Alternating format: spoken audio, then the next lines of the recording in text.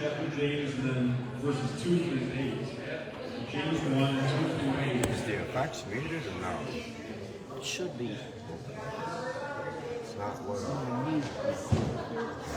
Who was listening to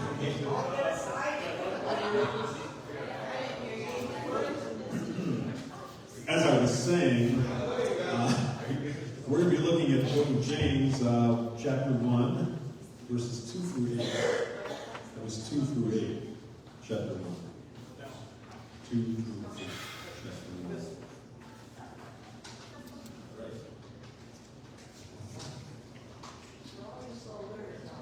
Consider it pure joy, my brothers and sisters, whenever you face trials of many kinds, because you know that the testing of your faith produces perseverance. Let perseverance finish the work, so that you may be mature and complete, not lacking anything. If any of you lacks wisdom, you should ask God, who gives generously to all without finding fault, and it will be given to you. But when you ask, you must believe and not doubt, because the one who doubts is like a wave of the sea, blown and tossed by the wind. That person should not expect to receive anything from the Lord. Such a person is double-minded and unstable in all they do. So it's a good directive for believers, because it's easy to hear the word and say, yeah, that's good, I believe that. But then when a trial comes, you soon forget what the word says, and you simply react to it as the flesh would react. That's called being double-minded. As if a man was a drunkard, and he's going down the street, and he's staggering one direction aimlessly, and then he turns and staggers the other way. He never reaches his destination. He just keeps going from side to side, not having any foundation of where he's heading.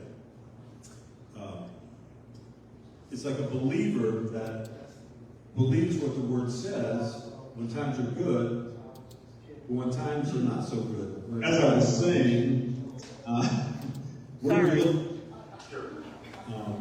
waver and they go back. And so God allows these things to come into our life. He could rescue us and prevent them from coming, but he allows us to have them because they produce, as the word says, perseverance. And it helps us to mature as believers. So when something really big comes, that we can stand that because we have the practice of performing that faith in action. In John 16 through 33, it says, in this world you will have trouble. That's a promise. So if you think that just because you're a Christian, you're not going to have any problems, wrong answer. Because you will. But know that God will carry you through everything. Even the hardest of situations, he'll carry you through those things.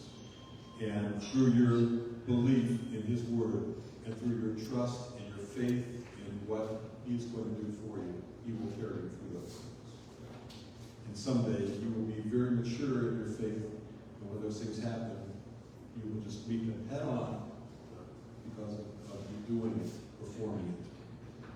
So when we pray for healing, we stand believing in that healing.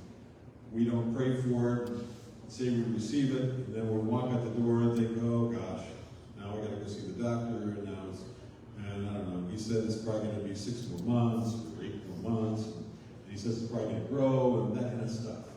Okay? Choose whose side you're on. Look at Joshua. Choose this day whom you will serve. Will you serve just what you think, the flesh? Or will you serve God, who has a bright future plan for you, even before you came to this planet? How about that? Something to think about, right? Blessed are you, His word.